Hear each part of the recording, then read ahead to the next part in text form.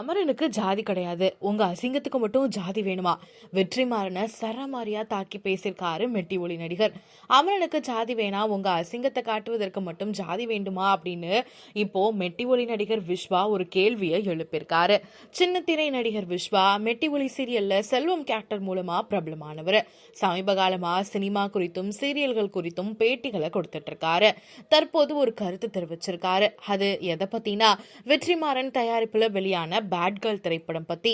இந்த படத்தை ஏற்கனவே எத்தனை பேர் அடிச்சு நொறுக்க முடியுமோ அத்தனை பேரும் இந்த படத்தை வச்சு செஞ்சுட்டாங்க. இதுல இப்போ புதிதா லிஸ்ட்ல இணைந்திருக்கிறது இவர் தான். பேட் கேர்ள் படத்துல ஹீரோயின் குறிப்பிட்ட சமுதாயத்தை சேர்ந்தவரா காட்டியிருப்பாங்க.